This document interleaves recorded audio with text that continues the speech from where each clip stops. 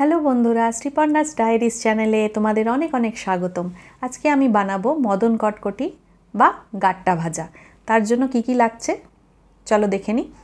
4 cup ময়দা, চেলে থাকলে ময়দাটা একটু ভালো হয়, আমি চেলেই রেখেছি ময়দাটাকে। 4 কাপ ময়দা নিয়ে নিলাম। এবার আমি কি কি নেব, ময়দার মাঝখানটা একটুখানি গর্ত করে নিলাম। এবার দিচ্ছি আমি সামান্য নুন। এবার দেব কালো জিরে। কালো জিরের পর আমি অ্যাড করব নোভার দেশি ঘি। ঘিটি খুবই সুস্বাদু, তোমরা খেয়ে দেখতে পারো।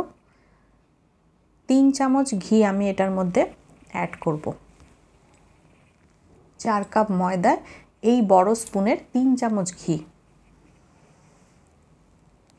চামচটাকে একটু কাচিয়ে ভালোভাবে পরিষ্কার করে নিচ্ছি।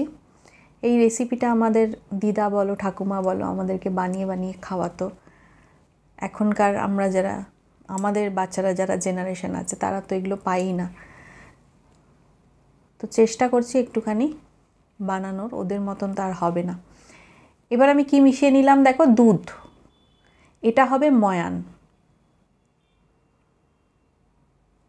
ময়ানটা এভাবে হাতে করে ভালোভাবে জোর করে করে প্রেস করে করে এটাকে মাখতে হবে। এই মাখাটাই এটা খুব ইম্পর্ট্যান্ট। 2 হাতে করে যদি মাখা হয় তাহলে খুব ভালোভাবে নুনটা আর ঘিটা খুব ভালোভাবে ময়দার সঙ্গে মিশে যাবে, তো খুব কুড়কুড়ে বা মুচমুচে হয়। এবার আমি অ্যাড করছি হাফ কাপ চিনি। চিনিটা গুঁড়ো করা নয়, গোটা চিনি। গোটা চিনিটা দিলে কি হবে, মাখার পরে ওটা আস্তে আস্তে জল ছাড়বে, তাই জলটা আমাদেরকে মেপেই মাখতে হবে ময়দাটাকে।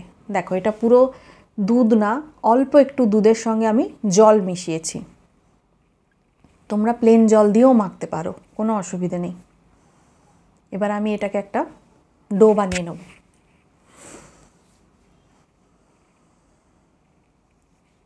খুব সাবধানে ওই মিশ্রণটাকে ইউজ করতে হবে, জলটাকে। দেখো আমি ডোটা বানিয়ে নিয়েছি।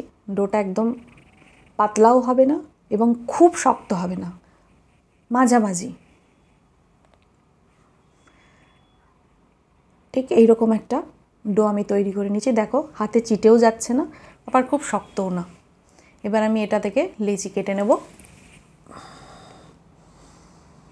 লেচিটা যদি একটু আটকে যায় তাহলে অল্প একটু ময়দা ছিটিয়ে ছিটিয়ে বেলে নেওয়া যায়, কোনো অসুবিধে নেই।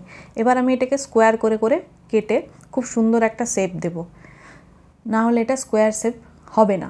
সাইডের যে এবড়ো খেবড়োগুলো আছে ওগুলোকে কেটে আমাকে সিধা করে নিতে হবে।